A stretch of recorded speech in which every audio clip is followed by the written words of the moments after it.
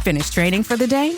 Time to fight post-workout fatigue with Core Power Protein Shakes. They're packed with 26 grams of high-quality protein to build muscle and electrolytes to help hydrate.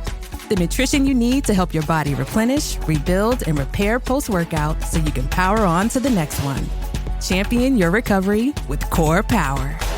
Visit corepower.com to learn more. Abercrombie Kids knows how to make outfitting easy. Mix and match sets are their ultimate outfit hack for fall. Their sweatshirts and sweatpants are super cozy, and they always have the cutest colors and patterns. Shop fall's easiest outfit at Abercrombie Kids in the app, online, and in stores.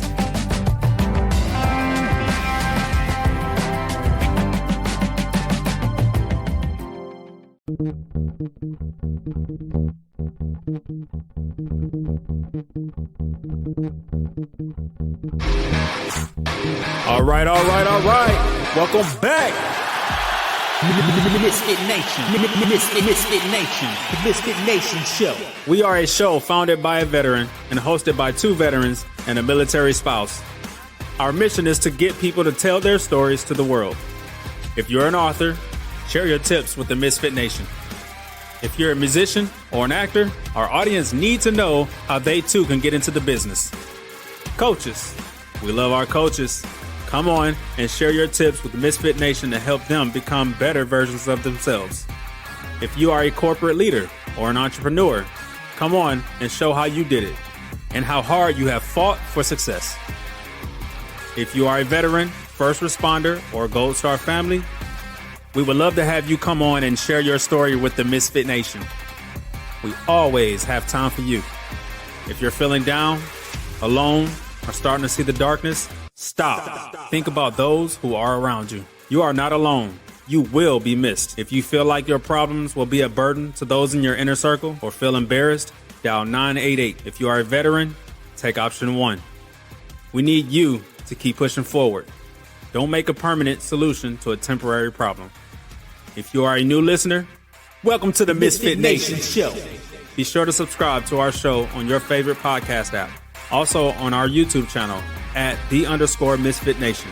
Subscribe and click the bell to keep you up to date on our latest episodes and all of our news. You can also find us on Heroes Media Group and About Face Radio. Now, let's get to the show!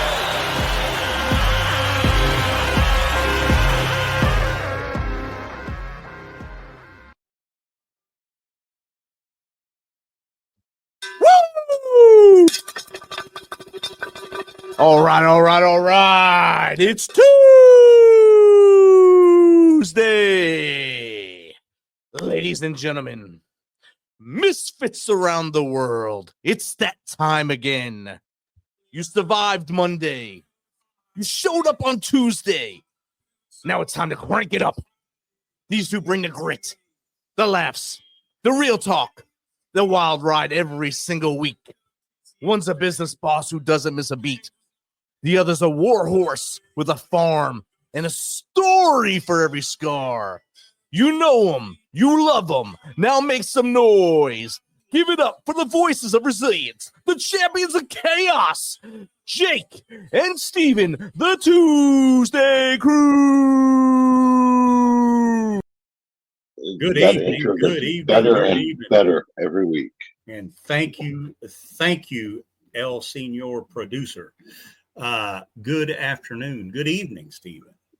Good evening, sir. How are you today? I am good. I just got back from slapping some shoes on my horses, and so I'm sitting down. Got me a glass of sweet tea, and sitting here and going to chat with you and our guest. I love watching videos of them doing the horse showing and scraping and cleaning. It's like the most relaxing thing in the world to watch. How hard is it to actually do? I don't do the actual nailing. I take the old shoes off, clean up the hoof a little bit. The farrier, he does the nailing, and then I do the dressing up, clipping the nails, and doing all that afterwards. Oh, okay. I have drove nails. I have done that, but there is a very, very fine line in that hoof that if you screw it up, you screw it up bad. And I'm not going to do it to mine or anybody else's horses. So I'll let him handle that part, and I'll do all the rest. Okay. I got it. It's one of those things. Hey, we have a great guest tonight. I think this is going to be very full of energy. His name is Curt Linville. He is from Colorado. He is an adventurer. He is also a man of faith, a husband, a father, teacher, author. We'll talk about his book a little bit. And I've got on his YouTube channel, and he shoots videos of him riding his motorcycle through the mountains of Colorado. And it's some pretty hairy stuff. It's beautiful, and he gives commentary on it as he's riding. So let's get him on here. Good evening. Gentlemen, how are you, sir? How you doing, Curt? You know, it's fun. I love that intro. I was having a great time. What a hoot. That's beautiful. Well, thank you. And you'll have to thank our producer for that. He's our hype man. Hype it up.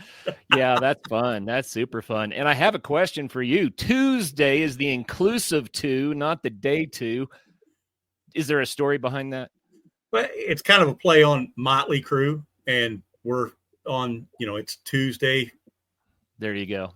Both of us are products of the public education system. So very true. Oh, that's fun. And hey, Stephen, hey, before we get started, Stephen, the first question is for you.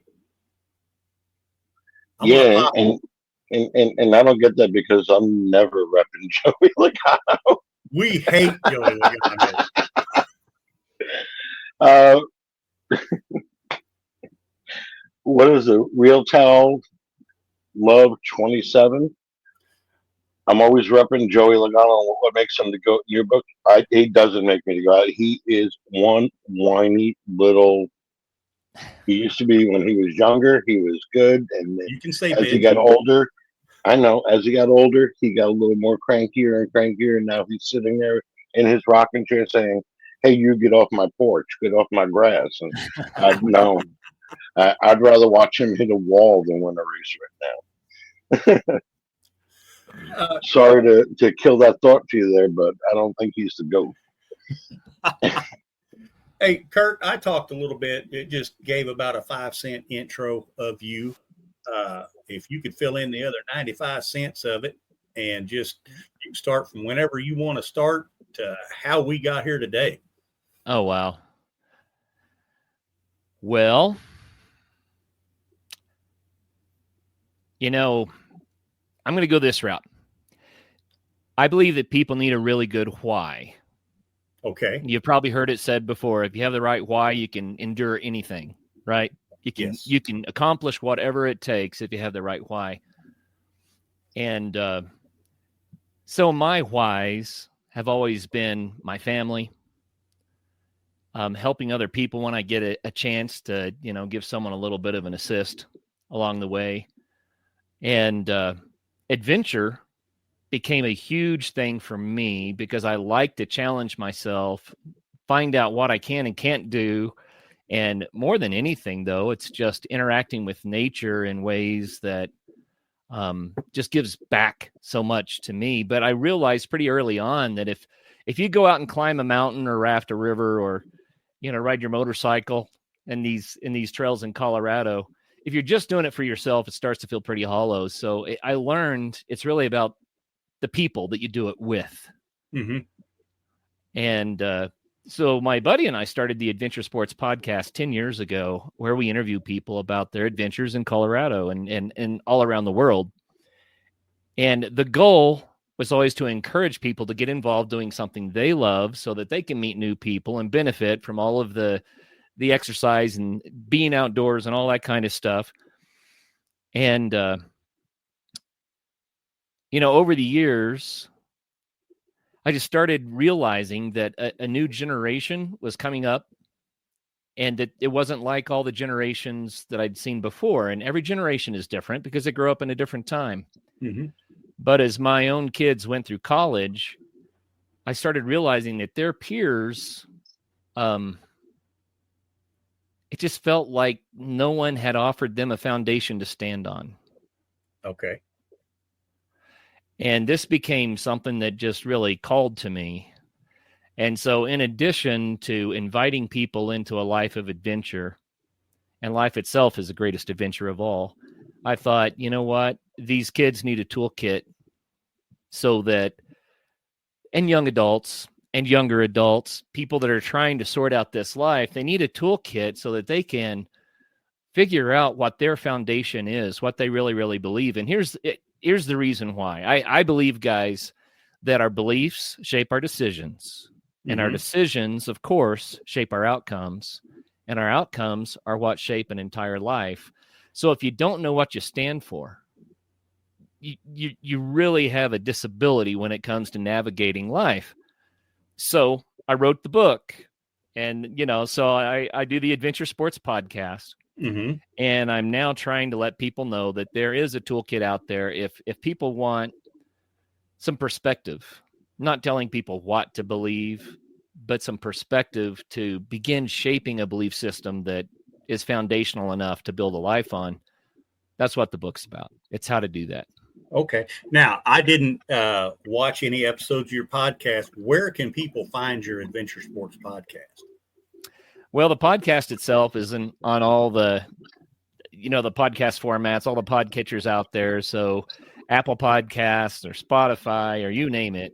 And the Adventure Sports podcast really is about learning the why of adventurers and finding out what your adventure might be that you would like to do. I also have a YouTube channel for the Adventure Sports podcast, and we just started putting videos on it. There's been audio on it for a while, but now you can see videos there too. But I guess I wanted to go beyond the podcast, which I love. I wanted to be able to go the next level, and that's really why I wrote the book. Okay. All right. Well, we're going to get into that here in just a couple minutes. The first thing on your thing, it says that you are a man of faith.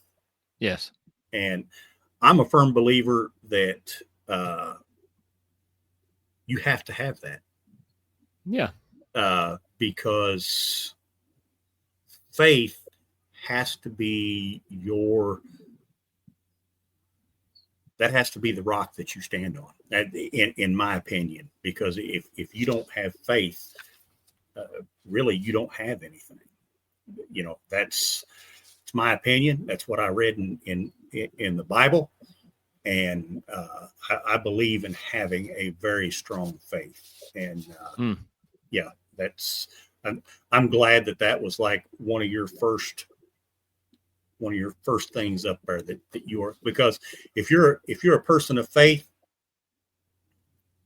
all that other just seems to it makes all that easier, that all that stuff, for me anyway, to fall into place. Is that your experience with it, or how's your experience with your faith? Jake, that's a great question, and that's the first time anyone has asked me that question, and I appreciate that. Okay. I'll be really open with you guys. I consider myself a non-religious man of faith. Okay.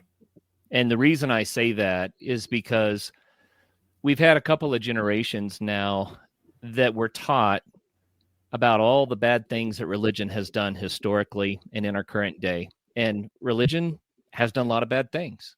Yes.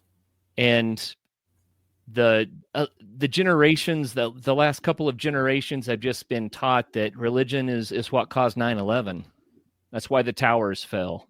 And I don't like that perspective, because I think religion has so much good to offer and so many amazing contributions to history and the humanities and to understanding life and the sacred and all of that stuff. So I don't want to throw the baby out with the bathwater, but I really realized faith is what I believe. It's how I conduct my life and my relationship with my Creator, and making it about that, my beliefs, my relationship with my Creator, is where I found the most encouragement. And I'm not opposed to churches at all, but I've come to realize that in this generation, people need to understand that it's not a country club, and that there's something real. You can actually have a real relationship with your Creator, with Jesus, and that can change your life. Now, that's not what my book's about. I wrote my book to be non-religious on purpose, because I wanted to reach everybody, not just people that, have some alignment with what I think about faith. So my book is more about sorting out belief systems, including that, but sorting out belief systems you can build a life on. And Jake, I don't get real pushy with it in the book at all, because I want people to have that experience. But I agree with you 100%. Having a relationship with your Creator, knowing who your Lord is, that is the foundation on which everything else follows. Oh, yeah. But there are a lot of people who disagree with that, and I am sympathetic to all the reasons why. And matter of fact, I would say if you've never had the experience of having to question that super, super deeply, some people would say it's an existential crisis of some sort, and then finally coming to that faith relationship. If you haven't had to wrestle with it, then, well, there's more. There's a lot more out there for you that can make it very, very real in your life. Yes, there is. And there's times one thing I see about religion or faith is we can all read the same line in the Bible, and each one of us will take that line differently. And that's how you need to live your life. You can't just say, this is what it means, because this is what it means to me. It doesn't mean the same thing to you. It's not going to mean the same thing to him sometimes. And I would argue how you take it, Yeah, Stephen, it won't mean the same thing to you 10 years from now or 5 years from now or the next time you read it. It'll impact you a different way. Right. And that's the way that truth is. It's multifaceted, it's deep, it's meaningful, and it helps us where we are, not where we've been or where we want to be, but where we are if we allow it to. Yes. And I went to Catholic school from kindergarten to ninth grade, so things were drilled into my head, and things, just happened. And like I said, we could all look at that line, and it would be different for every one of us. And still to this day, it's not all going to be the same. It's all spiritual, but we're all going to take it differently. Yeah. The way I say it is, I tell my kids sometimes, I just say "gick," and they know what that means. It means God's in charge. And he is. And so the beauty of that is that we can disagree on our interpretations and disagree in our beliefs. And it's when we engage with people in a loving way, in a respectful way, that we learn and grow. And maybe as our faith develops, we get even more benefit from it because we visited with people that have a different tradition or a different interpretation. Yeah, and I want to throw something in there right on that. You talked about today's generations and stuff. What happened to the art or the pastime of having a disagreement with somebody and discussing it with them? Yeah. Like an adult, instead of, the first time I disagree with you, I call you a name or start yelling and screaming at you, like goes on today. That right there is, and somebody just popped up, social media happened. And I'm sure that, nobody sits on the front porch and chews the fat anymore. Well, and I sat on the front porch and chewed the fat for many years with my grandparents, with my uncles, with my cousins, and people don't do a lot of that anymore. And I think that's super, super sad. But I want to throw another one at you, Jake, and you tell me what you think of this. I think it happened around the time that Bill Clinton was president. I look at Bill Clinton as perhaps our last quasi-centrist president. Okay. And then we saw the left and the right go further and further apart and pointing more and more fingers, and it became more militant. There used to be a strong central group of people in politics, and I don't want to get political. I'm not going to call out one side or the other. I'm just saying that when they started trying to be more divisive to get votes, more militant to get commitment than we've had.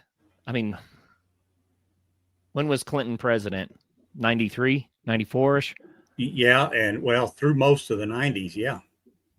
So we're talking about, it's been like 30 years now that we've had a political system where it's a new religion. Mm-hmm. And that religion is my side's right and your side's wrong.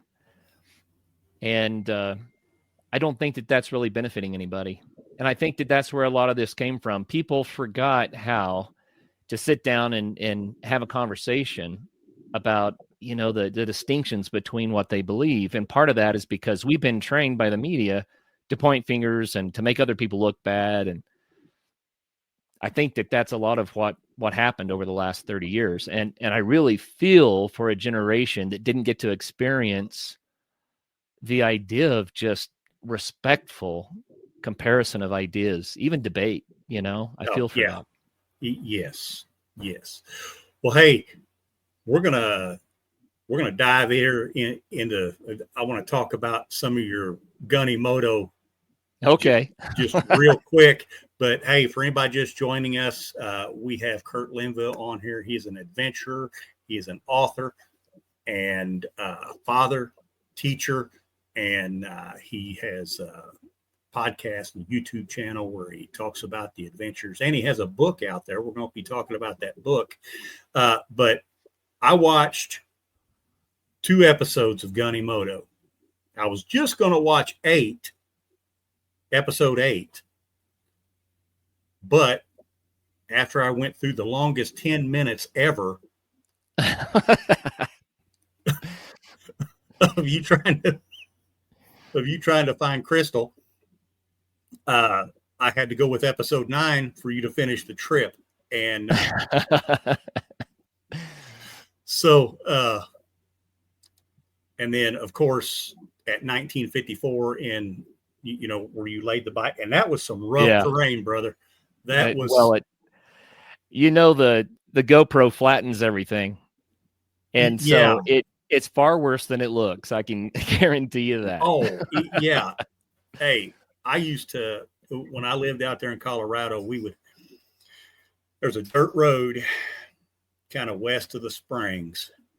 We'd get on it and we would travel around. It was called Gold Camp Road.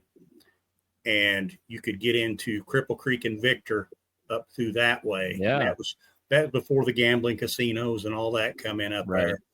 Go up there, have you some ice cream and a soda pop. And then we would come home through Phantom Canyon and end up down between Pueblo and Canyon Springs and then on back to Colorado Springs. And I can't tell you how many times I did that. And we used to camp down in there all the time. It's just beautiful down in there. Yeah, it's nice. But nice country. Jake, did they call it bedrock back then? Was Barney your neighbor? Hush.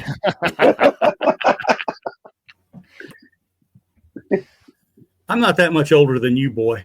Yeah, I know. So, Stephen, I get what your job is. That's to keep us from telling too tall of tales, right? He's like, way back before this.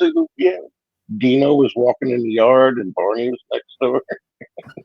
But just some of that footage that you get, going through Lead King Basin and the Devil's Punch Bowl, that is just country. And then I caught a couple clips of, Gunnison in the wintertime when you all went out and then went snowshoeing the next day. Sure. That's just, I'm kind of envious of the country that you live in out there. It's a lovely place, and I welcome anybody to come and experience it if they want to. I grew up in northeastern Oklahoma, and we came to Colorado when I was 10 years old. My family did a trip out here, and I think that's actually when I decided I was going to live here. And nice. Within 12 hours of when I graduated from college, I was in my car driving west. So I came to Colorado and said, I'm going to figure it out. And it's funny. I had a friend who actually left Colorado. He said the cover charge is too high. It's a great party, but the cover charge is just too high. It's so expensive, you know? Yeah, it is. But if you decide to be committed and sort it out, you can build a good life here. Well, I like it there in the middle of Colorado because it's not built up like Eastern Colorado. I mean, when I was out there in the mid 80s, and Colorado Springs was big, but it's nothing like it is now. Yeah. It's certainly grown a lot. The whole nation has, you know. Yes. Colorado has too. Oh, yes, it has. Yes, it has. Well, let's get into 99 words. And folks, I encourage you to get on Amazon, check out this book, 99 Words. I don't have the book yet, but Amazon lets you preview the book. I read through the first 15 pages, and the first line of the book, caution, this is a dangerous book. It might make you give a damn. That's right. That's the point. And then, you know, in the next few lines, you're telling people to put on their seatbelts because it's going to be a ride. And yes, I like how you laid it out, the 3 sections, and I'm just going to let you go through, talk about the 3 sections of the book and why you put what in what section, and we'll do it up. Well, thanks. And if you want any quotes out of chapter 1, let me know. I've got it pulled up right here. So, well, I have a copy right here too. So, well, I figured you did. And folks, that is the book, 99 Words, Building a Better Life. And hey, just from scanning it, I think if you read it honestly and are honest with yourself when you're reading it, I do believe it can change your life. Well, I hope so. You know, I saw so many kids struggling so much in college, and then watching my own kids starting in their adulting, and they've been doing a fantastic job. But I just realized it just seems like a lot of the foundations, like I said earlier, have been swept out from under us. And some of the old belief systems needed to be revisited and revised. We had some problems. I'm not like a traditionalist that says things should never change. Rather, we need to do right things. And what I realized is that there were a few isms that I think are really hurting younger adults these days. The book's written for people of all adult ages, but especially for those that are trying to get a start in life. And the isms that I worry the most about are nihilism. And that's really where the first chapter starts. It's like, you know, there's a reason to believe that you matter and that life is worth living. Right. Yes. So the first, right out of the chute, I'm talking about, if you think that life has no meaning, I'm here to tell you otherwise. Right. And I'll share that throughout the text. That's what it was really about. And then another one is narcissism. You know, yes. Our society tries to almost force us into increased levels of narcissism so that we can get enough likes in social media, so we can build up. I don't know exactly what people are searching for. Everyone has a different story. But whenever you're trying to be recognized by a million people you don't know because you're prettier or more adventurous or more handsome or do something crazier than anybody else, I think that that's a hollow pursuit. It is. It is. And just, it was out of the text of the book. The example, one of the examples that you had, and you were talking about, you don't need everything to be happy. Yeah. Was talking about the child that was yearning for a toy. When they finally got the toy, they had to share it, but they didn't want to. That started a riff, and then that toy basically becomes a symbol of anger or what, you know, what was good becomes a sign of anger and resentment now. And yeah, I mean, people are like that in everyday, you know, well, hey, I want a bigger car. I want a newer car. Why does he get to have one and I don't get to have one? Is he better than me? And that took a long time for me to figure out. But man, I'm glad I did. Well, and I'm not opposed to having nice things. I think that's great, you know. Mm-hmm. But I will say that if you're trying to give life meaning through having nice things, then you're barking up the wrong tree. Mm-hmm. You know, eventually you're just going to be broke and bored of all the toys that have gotten rusty in the corner, so to speak. But you do have a nice motorcycle. Well, you know, it's 21 years old now. Nice. And I rebuilt the carburetor 7 times. I'm not kidding. Literally 7 times. And then I blew the engine. So I actually swapped the engine in it, and I had never done anything like that. So it was a big learning experience, but I do enjoy that motorcycle, you know, and I didn't go to the dealer and buy the shiny new one. Mm-hmm. You know, I'm kind of riding a classic at this point. Yes, you are. Yes, you are. And I tell you what, folks, I urge you, get on YouTube, look up Gunny Moto, and it's, first of all, the scenery is amazing. And second of all, it's some good commentary in there too. So, yeah. Well, I pontificate a lot because I need something to say, you know. Yes. But what I realized is that there aren't a lot of people. There are a lot of shows on YouTube that show you motorcycles and scenery and four-wheeling and stuff like that. And then there are a lot of shows that talk about things that matter in life, you know, whether it's philosophy or, you know, the deeper things that I think do give life meaning. And I thought, why not combine the two? So it's a weird juxtaposition. It is. I do it just for fun. And I haven't posted a new episode in a while because I've just been too swamped. But I tell you, it's a joy to ride with a few thousand of my closest friends. Even though I haven't had that many views, that's the idea, is that, you know, I'm out there solo, but I know that I can share it with people who might appreciate it. And another motivation was that there are a lot of people who like to come to our area and explore it on side-by-sides or four-wheelers or razors or whatever they want, you know. And I thought they might appreciate a preview of what some of this stuff is like.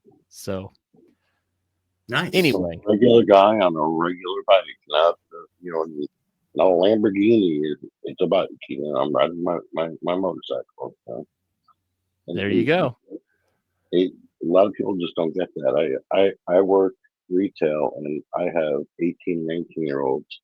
19-year-old just graduated 18-year-old just graduated high school, starting college, and daddy got him a BMW. I'm like, what the hell does an 18-year-old need a BMW for? I'm 56. I drive a Kia Soul, my little hamster mobile. It gets me to work. Like, why don't you get a bigger car? Why don't you get this? Because I need to get to work, and that's all I need to do. I don't need to flash. I don't need to have, you know, all the bells and whistles. I need a car. You know, I don't need to be an 18-year-old driving a BMW. You know?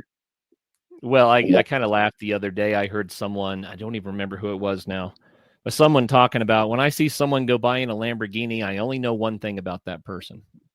They're at least $200,000 more poor than they were. Yeah. Yes. I think, well, I get it. You know, fun toys are fun toys. They have their place. I'm not knocking it, but you have a good point, Stephen. There are needs, there are wants. But I think the thing that gets us in trouble is when we think we have to have something to show off with, because it's just going to disappoint ultimately, right? And we can have so much joy and fun without all the toys. It's a matter of the things that really matter in life. And so there are 3 sections to the book, and of course, there's a section that kind of addresses this. The first section of the book is kind of like the philosophy or even the psychology of how to have a fulfilling and meaningful life. And then the middle section of the book is more of a how-to in terms of, well, how do you implement this stuff? What can you do that would make it more real in your life, so more applicable? And then the last section is, I like to think of it as things to watch out for, deceptions in our modern world that would lead us into wasting a lot of time and energy and maybe resources on things that aren't really going to add to a meaningful life in the long term. And Stephen, that's what you're referring to, I think. But so it's a warning, and it's a warning against some of the isms, in the third section. And that actually is the third ism that I was going to talk about before, is postmodernism. And the postmodernist idea was a reaction to modernism.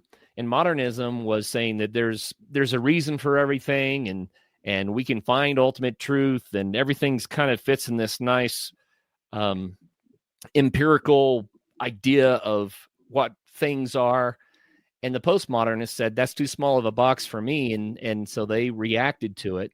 It seems like every generation wants to come up with a new ism that they can claim, but postmodernism is a poison. And the reason, let me explain what I mean by that.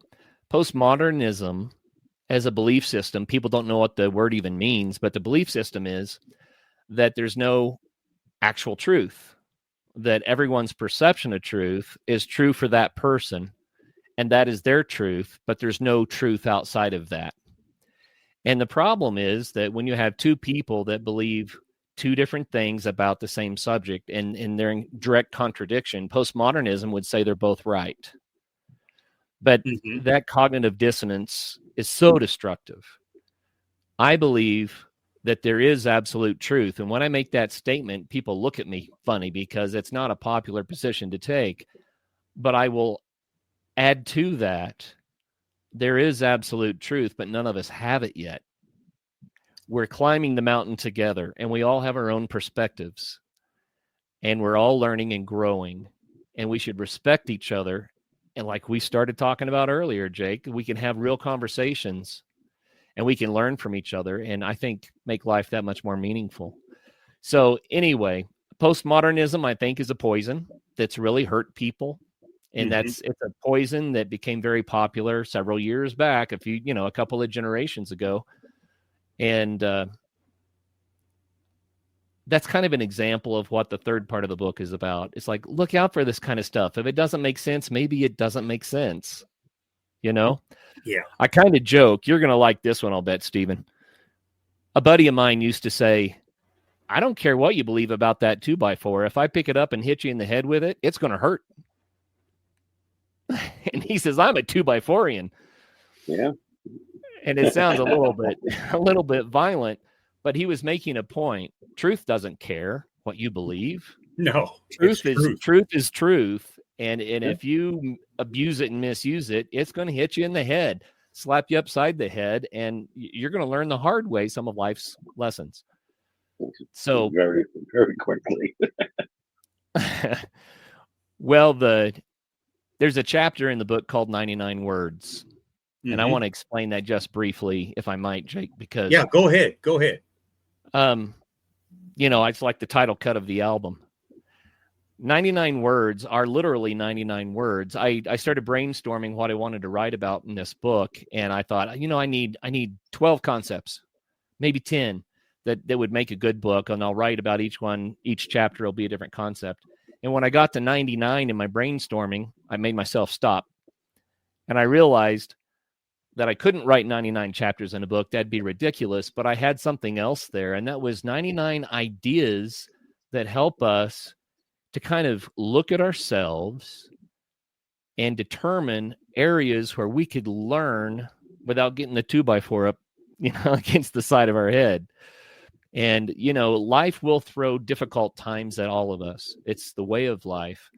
And we learn so much from those times, but a lot of the difficulties we bring on ourselves by just being stupid and ignorant. And we don't have to go there. So, yeah, we've all been there, right? So the idea behind 99 words is literally clear your mind and your heart and read those words and be honest with yourself. And you will find areas where you say, you know what, if I could sort that out, I think things would go better for me.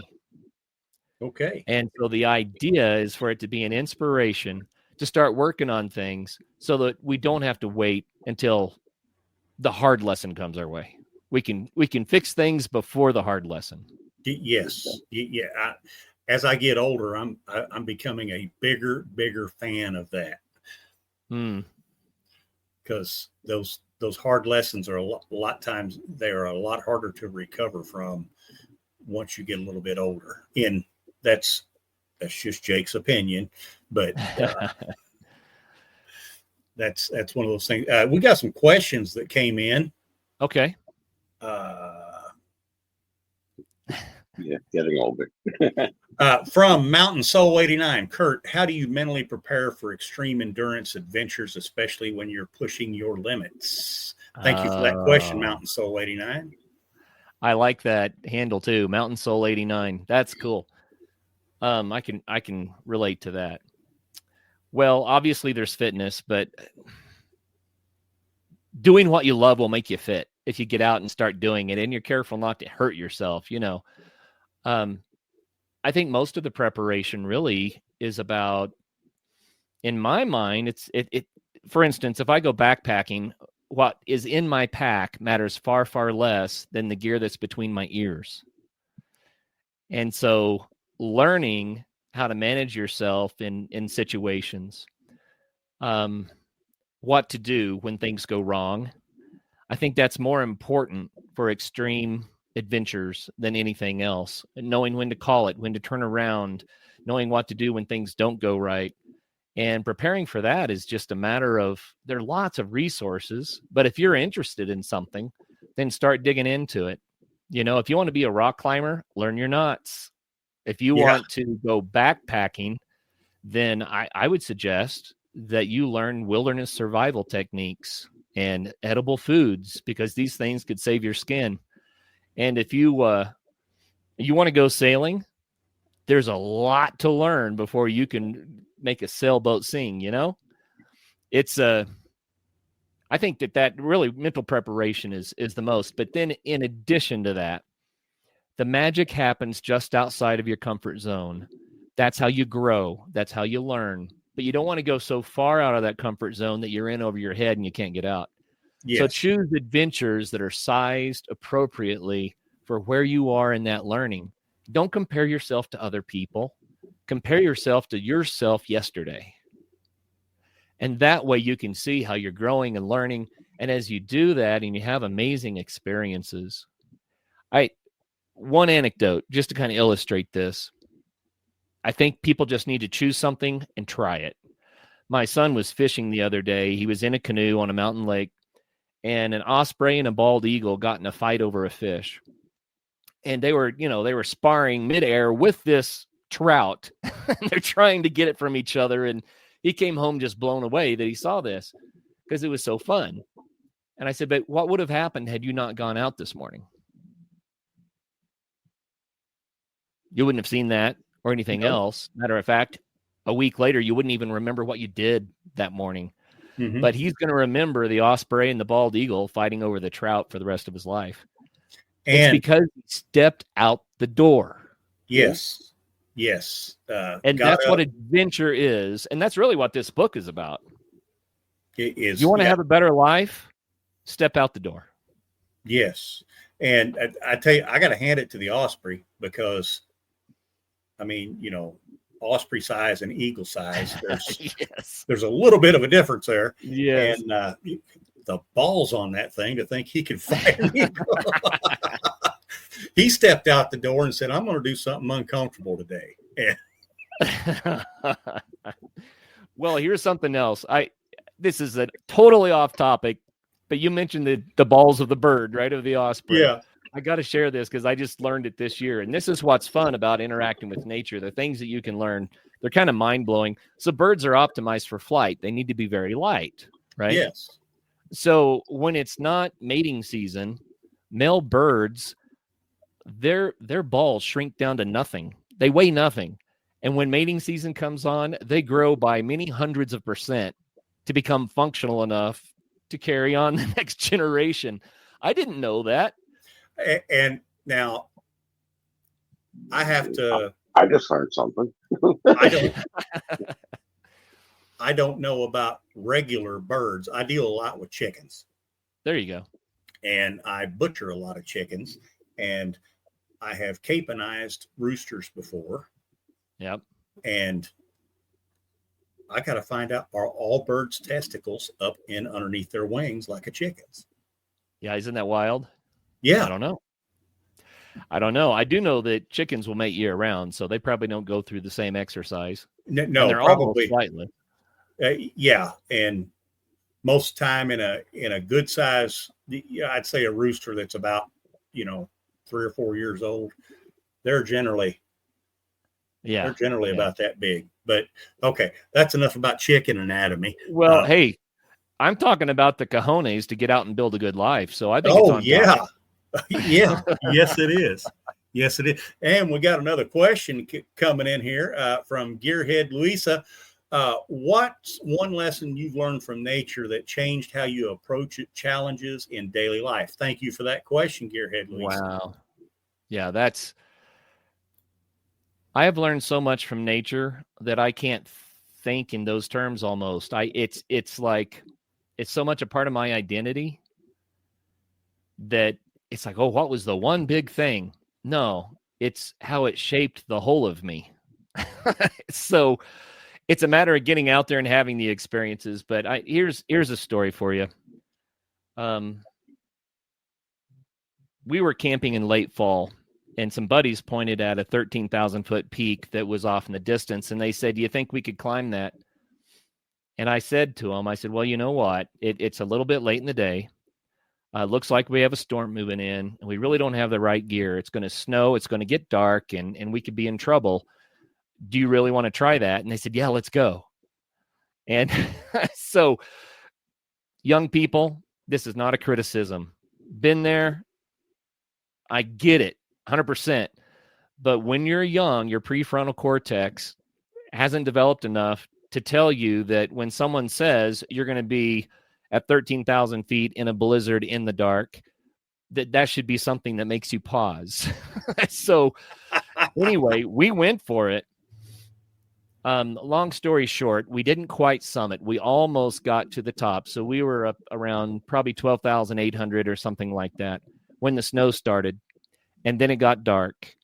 And we were amongst cliffs. And suddenly there was no light because it's a snowstorm. We didn't have flashlights. We didn't have proper clothes.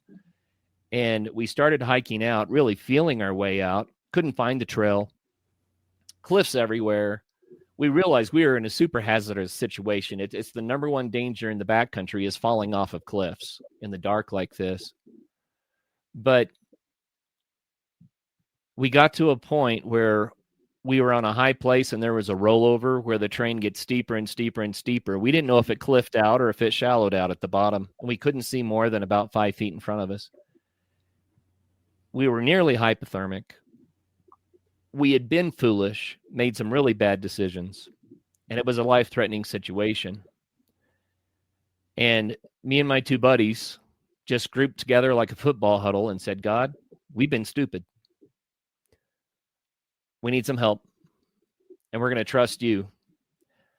Because we didn't know what else to do, we started walking down that slippery, snowy, icy rollover, not knowing if we're going to cliff out or not. And every step was a step of faith. But you know what? We got to the bottom by the grace of God. Mm-hmm. And the life lesson that I learned from that, you can find yourself in situations where you are not really enough, you know? Oh, yeah. But another thing happened, and that was that one of my buddies really did get hypothermic. And when you get hypothermic, when the temperature of the blood in your brain starts to drop, you lose your ability to reason. And that's really what gets people because they quit doing something to survive because of the hypothermia. Yeah. And so he just suddenly stopped and he said, you know what? I think I'm going to sit down here. You guys go on. I'm just going to, you could hardly mumble. I'm just going to sit down here for now. And you guys, you go on. I'm okay. He would have died. Oh yeah, definitely. He was moments away from death. When you lose your reasoning ability like that, the next step is you're gone. And so we had to go back and shake him, grab him by the shoulders and just shake and shake and shake and say, you will walk on with us. Hello, wake up. Come on, and probably an hour later, we hiked out. We got to a campfire and literally had to melt the ice off of our shoelaces so we could untie our boots. We were covered in ice everywhere. Oh, I imagine. But the thing that I learned there is there are times when you do have to keep going. If you stop, you'll die. Yes. There are times when you need a buddy to come alongside of you and shake some sense into you and make you keep going. We all need each other. I learned so many lessons about foolishness, about trusting the divine, about the importance of friendship, and about going when the times get really, really hard from that one adventure. And, you know, I have scores and scores of stories like that where, by the grace of God, I'm here to tell them, but they shaped who I am. And I really believe that when you get into adventure sports and you learn endurance and you learn how to keep going, then that can shape the rest of your life. It can give you the tenacity and the courage to really persevere. Hey, I lived through that. I can live through anything. Yeah. Yeah. And I want to point out again that, you know, you called out for God in the wilderness. Yeah. And he didn't drop a snowstorm on you. He delivered you out of it. I got another question in here. I am not going to try to. Thank you for your question. I think it's Alexander the Great. I'm not sure. There you go. Hey, we'll go with that. Or Alexander Dagger. I'm not sure. I apologize. I like it. How did you balance a professional career with your passion for adventure and outdoor storytelling? Hard work, commitment. And I don't want to build myself up as some superhuman. I'm not. But here's the thing. You were telling us in the green room. I'm sorry? You're telling a different story now. I'm joking. It's what this book is about, really. It's about finding something that you value and then pouring yourself into it, because that's what the meaning of life is all about. If someone asks you what the meaning of life is, it's the wrong question. The question is, what gives life meaning for me? Okay. And so when you find out what you love and what you value, and you pour yourself into it in a way that helps other people, that's key. Then it will be so rewarding. You'll be motivated, and you'll find a way to make it happen. Lots of weekend warrior stuff might be the answer. You know, A lot of my adventures were about getting out of the house. I would leave work at 5 and already have a backpack loaded up or something. I'd grab my nephews, my sons, or my daughter, my wife, and we'd go.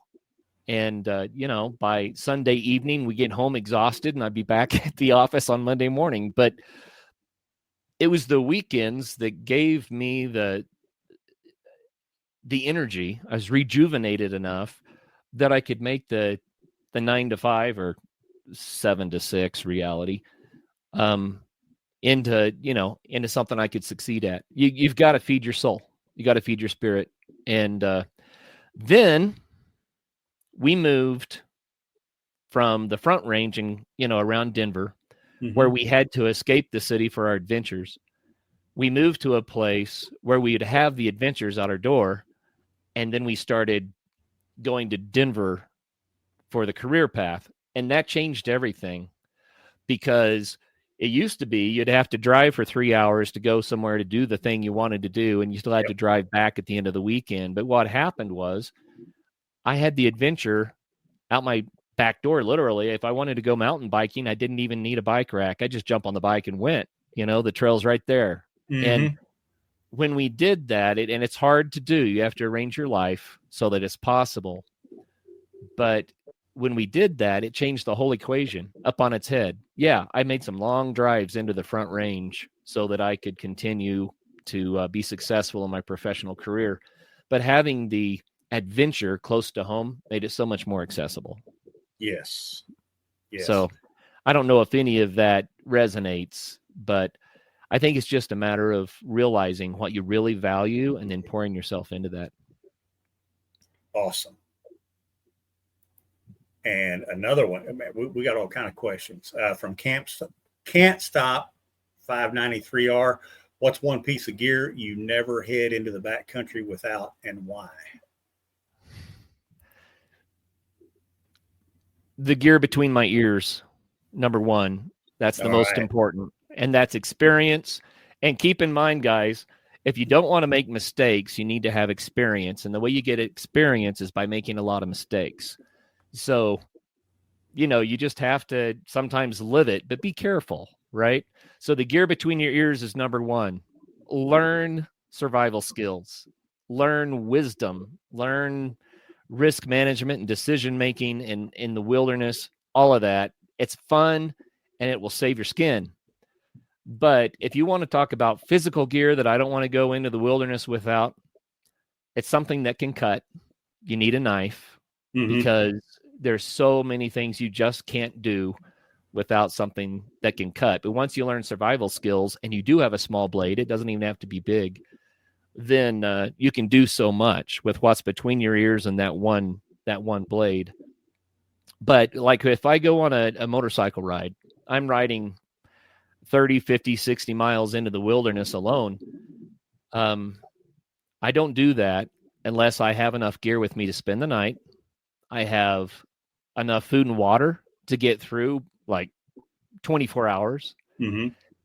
And I make sure that I have the stuff to manage small first aid issues, although the reality is most of the small things don't really matter. It's the big stuff that you got to worry about, and you can't carry that with you anyway. So that's where you have to, again, have it between your ears, what to do in these situations. But I make sure that I can survive a night at altitude in the cold without hypothermia killing me. So I make sure that I have that gear, which usually means, a puffy and some rain gear. And I have an emergency Mylar sleeping bag I take with me. I have another tarp that I can use if I'm caught in a storm.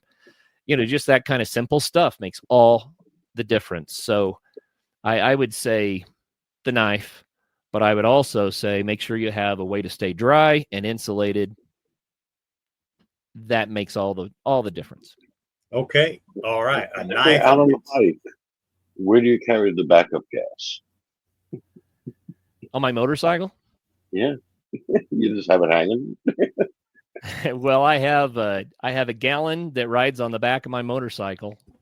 And that gallon is good for about 40 to 50 miles on my motorcycle. So that's where the backup gas is. I used to carry a little pony bottle on my front fender, which was good for maybe 5 or 6 miles, but I upgraded. I don't mind having that extra gallon, but I've never used it.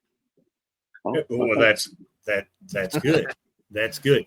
One more question here, then we're going to have to start wrapping things up. And this is for me and you from Grass Liquor. Will Cagney and Lacey make an appearance live together this week as promised? I'm not sure if we will do a show because I will be that way, but maybe Saturday we'll do a video together and we'll post it on YouTube or Facebook or somewhere.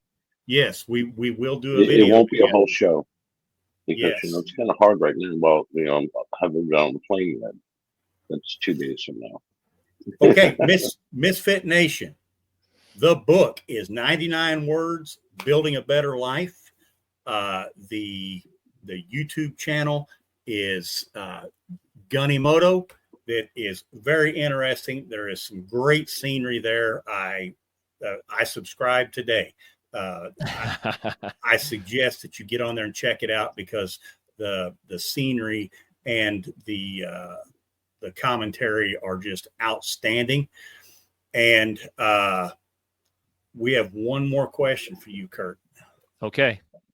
What are three non-negotiables that Curt has to do every day when he gets out of bed? Besides the biological functions? Yes. We don't mean 8 times during the night when you get out of bed for the day.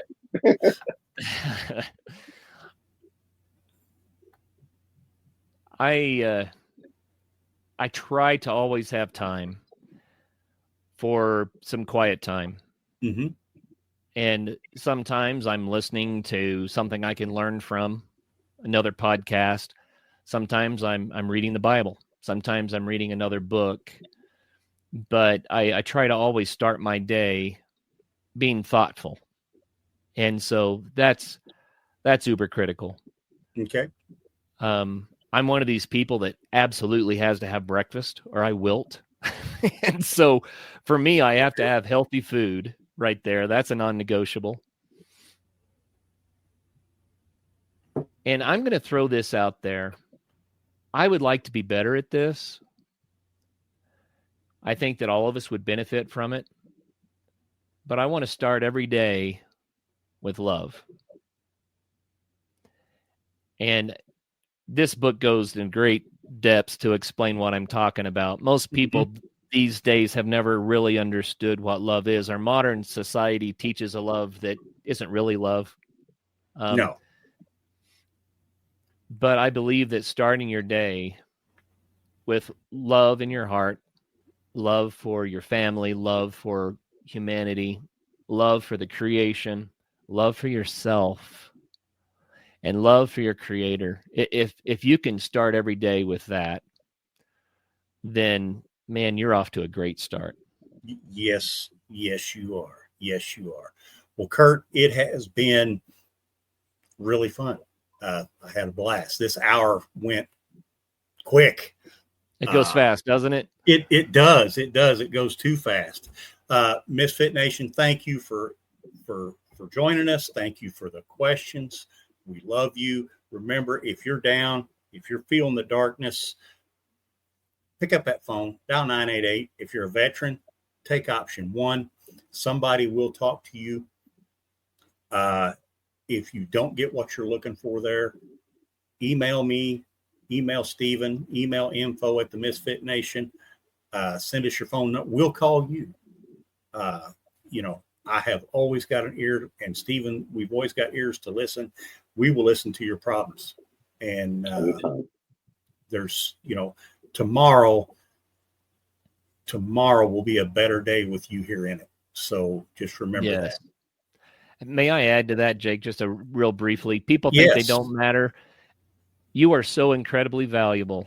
Whoever you are out there who's wondering if your life matters or not, it does. You are so infinitely valuable, and you don't know the impact that you're having on the people around you. And if you take just a little bit of effort, then the impact might go for generations and generations to come. And you may never know how vast of an impact you had, but you matter. Your potential to make a difference is so vast.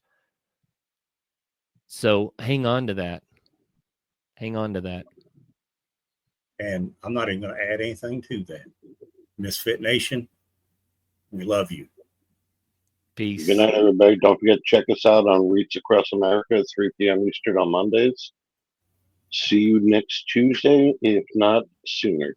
Have a great night, everybody. Thank you, guys. Thanks for checking us out and being a part of the Misfit Nation show. Don't forget to visit our website at themisfitnation.com. That's themisfitnation.com. Check out all our past episodes and get some of the great Misfit Nation gear for you and your family. As always, be humble, stay hungry, and keep hustling, because we are Misfit Nation. Misfit Nation. Hey, Ryan Reynolds here from Mint Mobile. Now, I don't know if you've heard, but Mint's premium wireless is $15 a month. But I'd like to offer one other perk. We have no stores. That means no small talk. Crazy weather we're having. No, it's not. It's just weather. It is an introvert's dream. Give it a try at mintmobile.com/switch. Upfront payment of $45 for 3-month plan. $15 per month equivalent required. New customer offer first 3 months only. Then full price plan options available. Taxes and fees extra. See mintmobile.com.